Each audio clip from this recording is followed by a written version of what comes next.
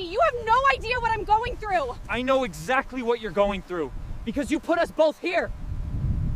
The coffee was still warm when I found the hotel receipt. My name is Jace Arnell, and I'm a structural engineer who builds bridges for a living. Ironic, considering my wife was busy burning hours down. The receipt was tucked inside Maren's laptop bag. The Palisade Grand Hotel, penthouse suite, charged to a corporate card that definitely wasn't hers. "Another conference?" I called out as she wheeled her suitcase toward the door. Maren looked stunning, as always, her blonde hair perfectly styled, wearing that navy suit that cost more than my truck payment. "Regional Strategy Summit," she replied without missing a beat. "Varton Corp is expanding into 3 new markets. Anton needs his senior team there." Anton. Her boss. The man who'd been calling our house at odd hours, always with some urgent project that required Maren's immediate attention. I'd met him twice, slick hair, expensive suits, the kind of handshake that felt like a business transaction. 7 conferences in 2 months seems excessive, I said, leaning against the kitchen counter. Maren's smile was practiced. Professional. "That's what happens when you're indispensable, Jace. Some of us have careers that matter." The barb hit its mark, as intended. My engineering firm was small, local. I designed bridges and municipal buildings while she played corporate strategy games with million-dollar budgets. "When will you be back?" "Thursday, maybe Friday if the sessions run long." She kissed my cheek, her perfume lingering as she headed for the door. "Don't wait up." The door clicked shut, and I stood there holding the hotel receipt, feeling like an idiot. 7 conferences, 7 lies. I'd been tracking them in my head, making excuses, convincing myself that her distance was just work stress. I opened my laptop and pulled up the family phone tracking app, something we'd installed for safety back when we actually cared about each other's whereabouts. Maren's phone showed her current location, the Palisade Grand Hotel. At least she wasn't lying about that part. The doorbell rang. I wasn't expecting anyone. Through the peephole, I saw a woman I recognized but had never actually met.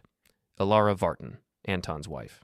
She stood on my porch like she owned it, holding a manila folder and wearing an expression that could freeze lava. I opened the door. "Mrs. Varton?" "We need to talk," she said, stepping past me without invitation. Elara was striking in that dangerous way. Dark hair, sharp features, the kind of confidence that came from never being told no. "Your wife is having an affair with my husband." The words hung in the air like smoke. I closed the door and turned to face her. "I know," I said. Her eyebrow arched. "You know?" I suspected. The conferences, the late nights, the way she looks at me like I'm furniture she's planning to replace. I gestured toward the living room. "Coffee?" "This isn't a social visit, Mr. Arnell." She opened the folder and spread photographs across my coffee table. Maren and Anton entering hotels, sharing intimate dinners, holding hands in restaurant booths. "I hired a private investigator 3 weeks ago." I studied the photos, feeling strangely calm. "Why are you showing me this?" "Because we both want the same thing." Elara's smile was sharp as broken glass. "Revenge." Before we dive deeper into this story, I have one small request. Please subscribe, drop a like, comment, and hit that hype button to boost this channel so more people can discover these incredible Reddit stories. Elara Varton wasn't the type of woman who made idle threats. She sat in my living room like she was conducting a board meeting, her folder of evidence spread across the table like battle plans. "How long have you known?" I asked, pouring myself a whiskey. It was barely noon, but the day had taken an unexpected turn. 3 months, maybe longer. She declined my offer of a drink with a wave of her hand. "Anton's been sloppy, late nights, unexplained expenses, that ridiculous cologne he started wearing. Your wife's been equally careless." She pulled out another photograph, Maren and Anton, in what looked like our bedroom. My bedroom. The angle suggested it was taken from Maren's phone, probably a selfie she'd sent him. "That was taken last Tuesday," Elara said, "while you were at the Morrison Bridge inspection." The whiskey burned going down. "You've been watching my house?"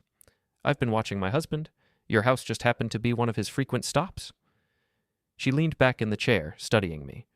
"The question is, what are we going to do about it?" "We?" I could destroy them both with these photos.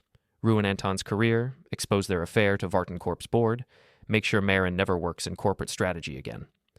Her voice was cold, clinical. "But that's not enough." I set down my glass. "What did you have in mind?" "Public humiliation, complete and total. I want them exposed in front of their peers, their colleagues, everyone who matters in their professional lives." She pulled out a tablet and showed me Varton Corp's upcoming events calendar. There's a regional conference next week, real one this time. 200 industry professionals, potential investors, media coverage. And we're going to make sure their affair becomes the main attraction. I studied her face, looking for signs of instability, desperation, anything that might make her an unreliable partner. Instead, I saw cold calculation and a patience that suggested she'd been planning this for weeks. "Why me?" I asked. "You could handle this alone." "Because Anton respects you, in his way. You're the wronged husband, the sympathetic figure. When you confront them, it carries weight. When I do it, I'm just the bitter wife." She closed the folder. "Besides, I need someone on the inside." "Inside where?" "The hotel, the conference. Places where Mrs. Anton Varton can't go without raising suspicion." She stood and smoothed her skirt. "I assume you have access to Maren's schedule, her contacts, her plans?" I nodded. Maren was organized to a fault, kept everything in shared calendars and cloud storage. She'd never bothered changing the passwords. "Good. We'll need to coordinate our timing perfectly." Elara moved toward the door, then paused. "One more thing, Mr. Arnell. When this is over, they'll both be ruined. Professionally, socially, financially. Are you prepared for that level of collateral damage?" I thought about the hotel receipts, the lies, the way Maren had been treating me like an inconvenience in my own home. "Call me Jace," I said. "And yes, I'm prepared." She smiled, and for the first time since she'd arrived, it looked genuine. "This is going to be fun." After she left, I sat in my living room staring at the photos she'd forgotten to take with her. Or maybe she'd left them intentionally, a reminder of what we were fighting against.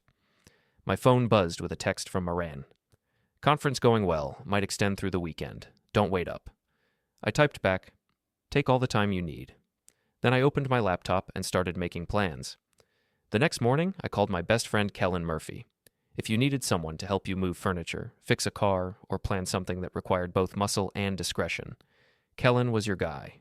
Ex-military, blue-collar, and loyal to a fault. "You sound terrible," he said when he answered. "What's wrong?" "Maren's cheating." Silence. Then, "With who?" "Her boss. I need help with something." "I'll be right over." 20 minutes later, Kellen was sitting in my kitchen, looking at Elara's photographs with the same expression he'd worn when examining roadside bombs in Afghanistan. Focused, analytical, dangerous. "Anton Varton," he said, tapping one of the photos. "I know this guy. He tried to buy my garage last year, wanted to turn it into condos. Real piece of work. Elara and I are planning something. Public exposure, professional ruin, the works." I explained the conference plan, the coordination required, the timing. Kellen listened without interruption, then nodded. "What do you need?" "Technical support, surveillance equipment, someone watching my back." "Done." He pocketed one of the photos. "I've got some equipment left over from my security consulting days. Cameras, recording devices, stuff that actually works." That afternoon, while Maren was supposedly in conference sessions, I drove to Varton Corp's headquarters. The building was all glass and steel, the kind of place that screamed corporate success. I'd been there twice before, company parties where Maren had shown me off like a trophy husband.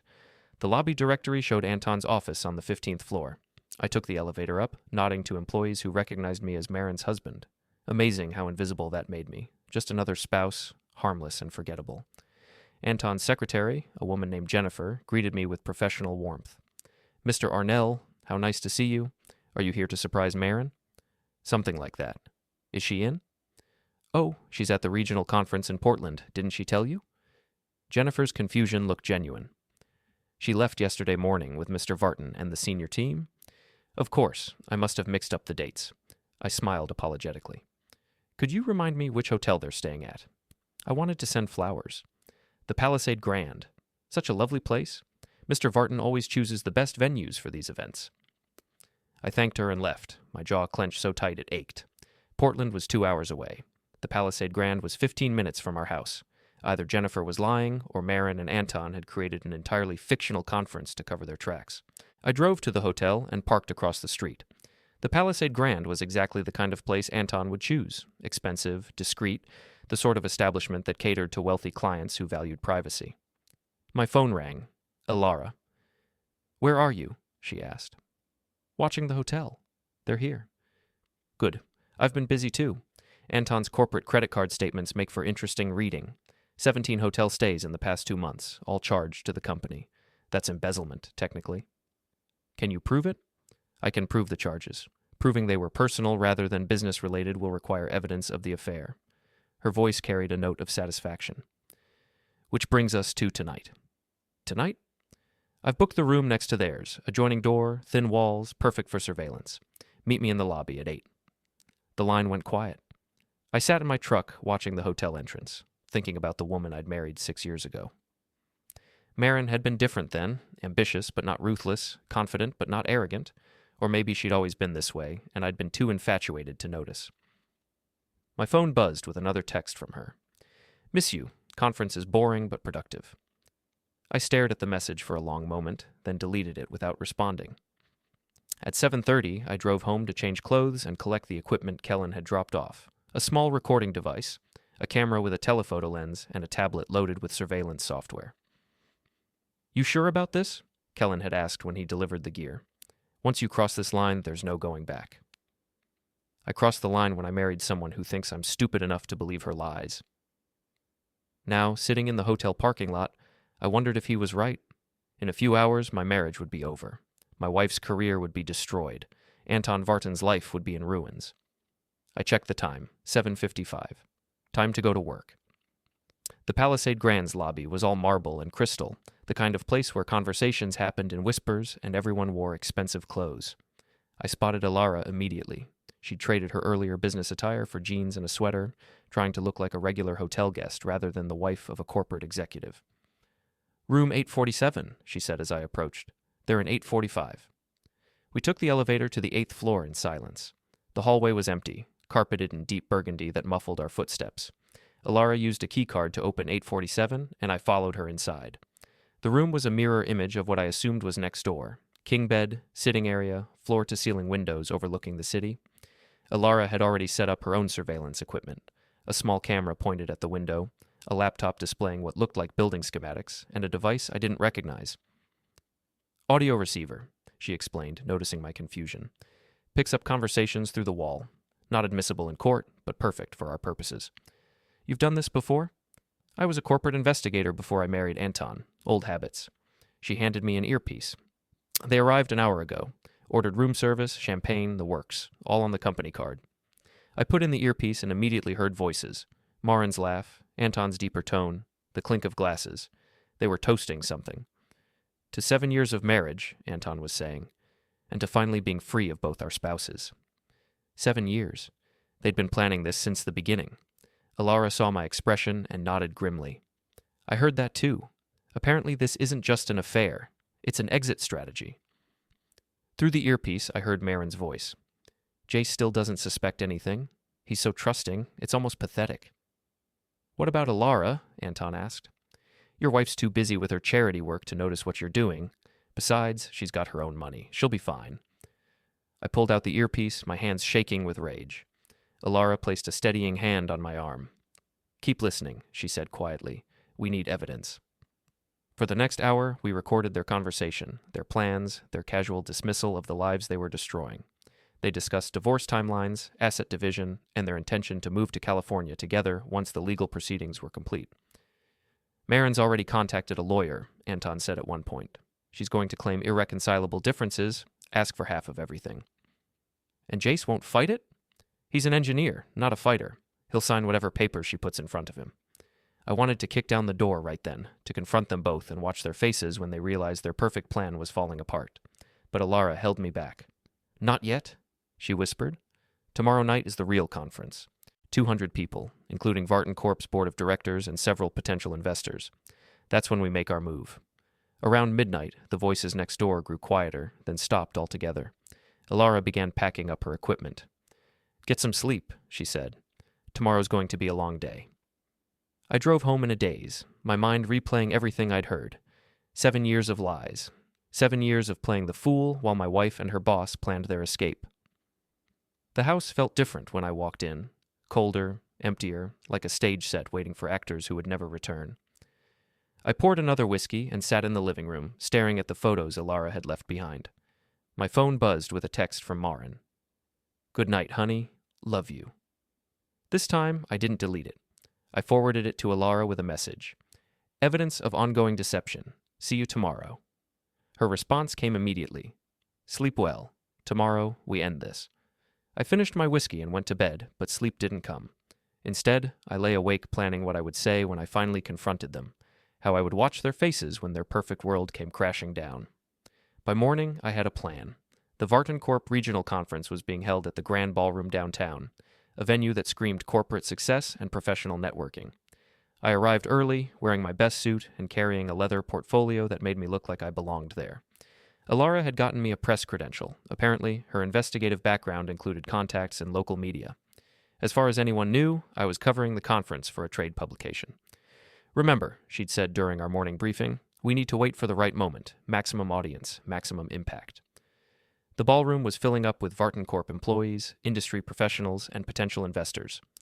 I spotted several faces I recognized from business magazines and local news coverage. This wasn't just a company meeting, it was a showcase, designed to attract new clients and demonstrate Varton Corp's market dominance. Anton took the stage at 9 sharp, looking confident and polished in his expensive suit. He launched into a presentation about market expansion, corporate growth, and strategic partnerships.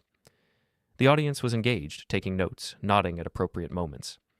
Maren sat in the front row with other senior staff members, occasionally glancing at her phone. She looked beautiful and professional, the picture of corporate success. No one in that room would have guessed she was planning to destroy her marriage and embezzle company funds to finance her new life. My phone vibrated with a text from Elara. In position, waiting for your signal. The plan was simple. During the lunch break, when the ballroom was at maximum capacity, I would take the stage and present our evidence. Elara would simultaneously release the financial records to Varton Corp's board members and the press contacts she'd invited. Anton's presentation was winding down. He was talking about trust, integrity, and the importance of strong partnerships in business success. The irony was almost too much to bear. Before we break for lunch, Anton said, I'd like to recognize some of our outstanding team members who've made this expansion possible. He began calling names, including Maren's. She stood and smiled as the audience applauded, looking every inch the successful corporate executive. Jace Arnell has been instrumental in our strategic planning, Anton continued.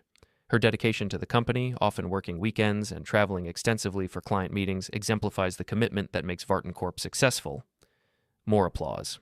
Maren beamed, soaking up the recognition. That was my cue.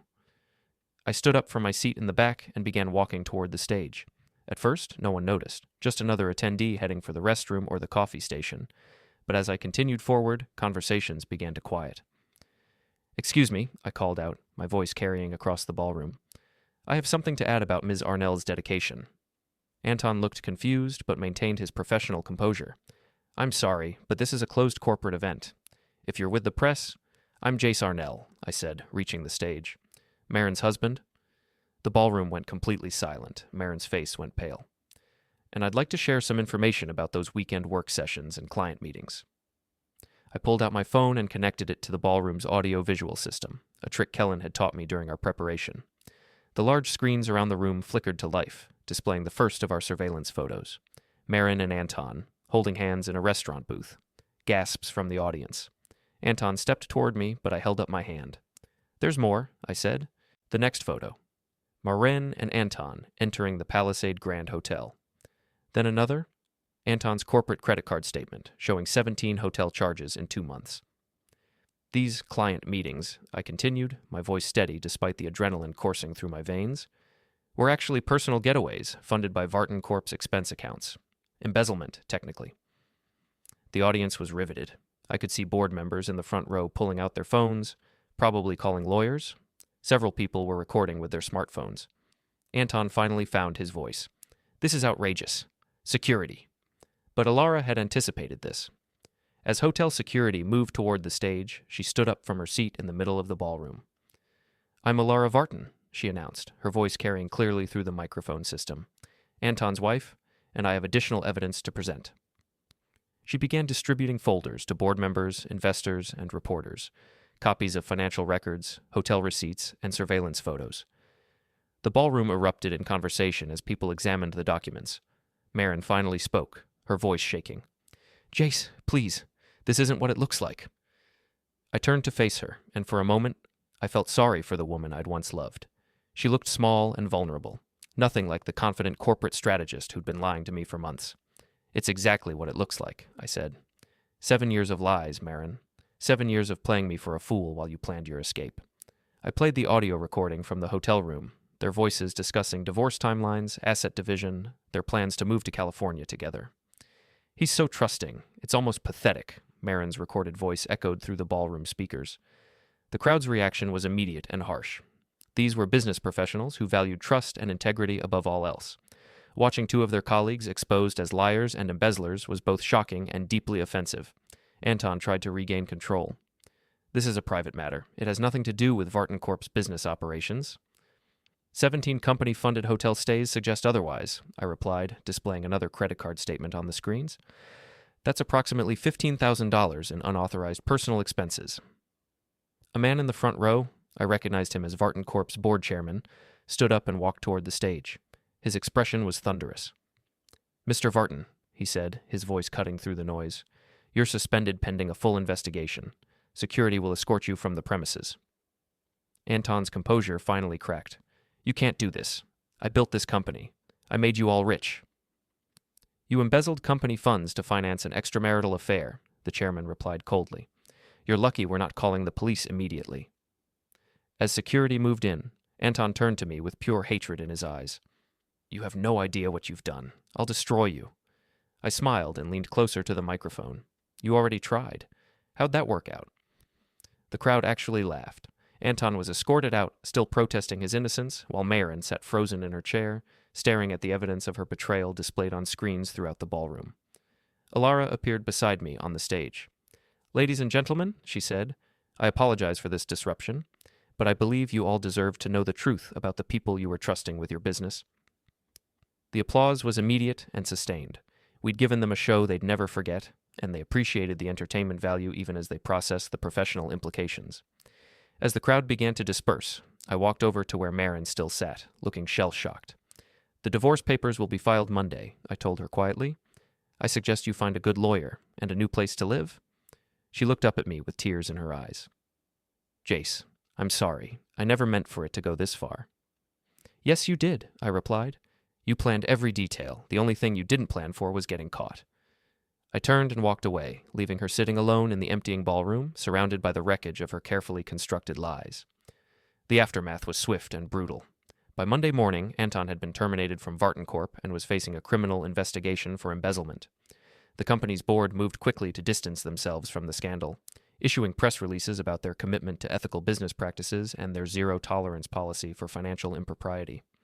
Maren fared no better. Her corporate strategy career was effectively over. No company would hire someone who'd been publicly exposed as untrustworthy and professionally unethical. The video of our confrontation had gone viral on social media, viewed hundreds of thousands of times with comments ranging from supportive to savage. I filed for divorce on Tuesday, citing adultery and irreconcilable differences. My lawyer, recommended by Elara, was confident we could protect my assets and ensure Maren received nothing beyond what the law required. "She'll probably try to claim emotional distress or mental anguish," he warned.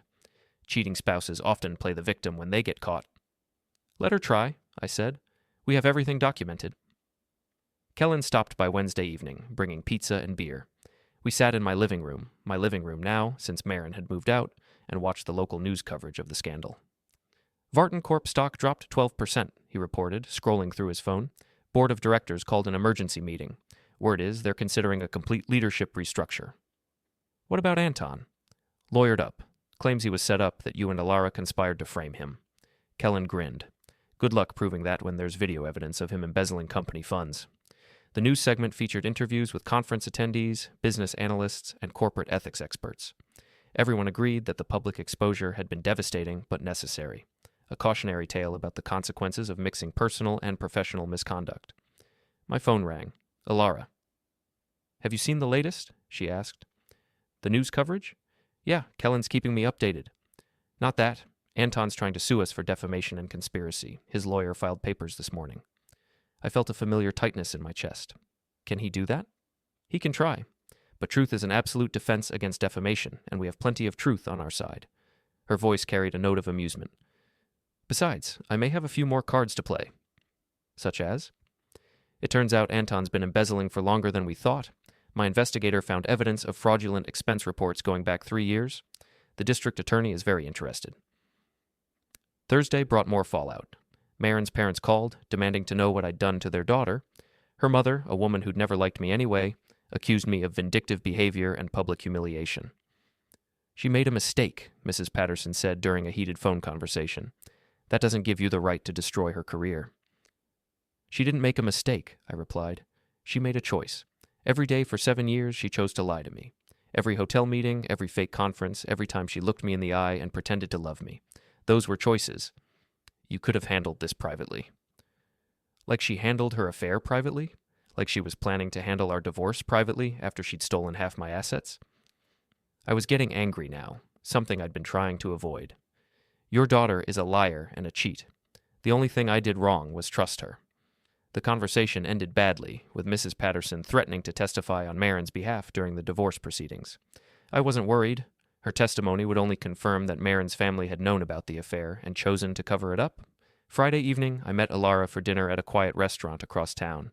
She looked relaxed for the first time since I'd met her, like a weight had been lifted from her shoulders. "How are you holding up?" she asked. "Better than expected. You?" "The same. I filed for divorce yesterday. Anton's not contesting it. His lawyer advised him to focus on the criminal charges." She raised her wine glass. "To successful revenge." We clinked glasses, and I realized I was genuinely enjoying myself for the first time in months. The constant tension of living with someone I didn't trust, the exhaustion of pretending everything was fine, the daily humiliation of being taken for a fool, all of that was gone. "Any regrets?" Elara asked. I thought about it seriously. About the public exposure? No. About the marriage ending? No. About trusting someone who didn't deserve it? I paused. Maybe, but that's on me, not on them. You're handling this better than most people would. I'm an engineer. When I find a structural flaw, I fix it. If I can't fix it, I tear it down and build something better. I met her eyes. My marriage had a structural flaw. Actually, it had several. We talked for 2 hours, comparing notes on our respective divorces, sharing stories about the spouses who'd betrayed us, planning our next steps. It felt good to talk to someone who understood, someone who'd been through the same experience. As we prepared to leave, Elara handed me a manila envelope. "What's this?" "Anton's complete financial records, bank statements, investment accounts, hidden assets, everything my investigator found." She smiled. "I thought you might want to share them with the district attorney." I opened the envelope and scanned the documents. Anton had been stealing from Varton Corp for years, funneling money into offshore accounts and dummy corporations. The amounts were staggering, easily over $1 million. "This will put him in prison," I said. "That's the idea. He destroyed my marriage, embezzled from his own company, and planned to abandon his responsibilities without consequences." Her voice hardened. Now he gets to face the consequences. I drove home feeling something I hadn't experienced in years. Satisfaction. Not happiness exactly, but a deep sense that justice had been served, that the scales had been balanced. My phone buzzed with a text from an unknown number. "This isn't over. You'll pay for what you've done." I showed the message to Kellen when he called later. "Anton?" he asked. "Probably. Or maybe Maren. Does it matter?" "Want me to trace the number?" "No, let them make threats. We've got everything documented, and they've got nothing left to lose except their freedom." I deleted the message. Besides, what are they going to do? Ruin my reputation? Destroy my career?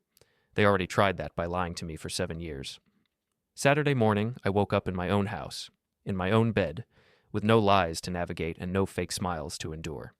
I made coffee, read the newspaper, and planned my weekend without having to consider anyone else's schedule or preferences. It felt like freedom. The doorbell rang around noon. Through the peephole, I saw a delivery truck and a man holding a large envelope. "Jace Arnell?" "That's me." "Legal documents. Need you to sign here." I opened the envelope and found Maren's response to my divorce filing. Her lawyer was claiming emotional distress, seeking alimony, and requesting half of all marital assets, including my engineering firm. I called my lawyer immediately. "Standard response," he assured me. "They're fishing, hoping you'll settle rather than fight. But given the circumstances, the adultery, the public evidence, her role in the embezzlement, she doesn't have much leverage." "How long will this take?" 6 months, maybe less if she comes to her senses. The important thing is we control the narrative now. She's the cheating spouse who helped embezzle company funds.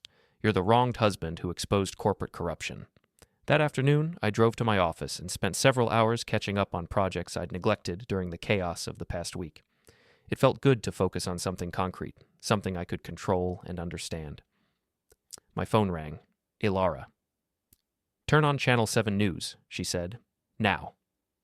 I found a television and switched to the local news station. The lead story was about Anton's arrest on embezzlement charges. The reporter was standing outside Varton Corp headquarters, describing the investigation and the evidence that had led to criminal charges. "Anton Varton was taken into custody this morning," the reporter said. "District attorney officials say the evidence includes financial records, surveillance footage, and testimony from corporate whistleblowers who exposed the scheme." The screen showed footage of Anton being led away in handcuffs, his expensive suit wrinkled and his face haggard. He looked nothing like the confident executive who'd been stealing from his own company while planning to abandon his wife. "Whistleblowers?" I asked when Elara called back. "That's us.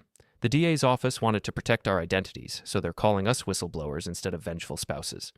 She sounded pleased. "Better for everyone involved." Sunday evening, I sat on my back porch with a beer, watching the sunset and thinking about the future. My marriage was over, my wife was facing financial ruin, and her lover was probably going to prison. 6 months ago, I would have considered that a tragedy. Now it felt like a new beginning. My phone buzzed with a text from Maren. "Can we talk, please?" I stared at the message for a long time, then typed back, "Talk to my lawyer." Then I turned off the phone, finished my beer, and went inside to start planning the rest of my life. The 7th conference was finally over.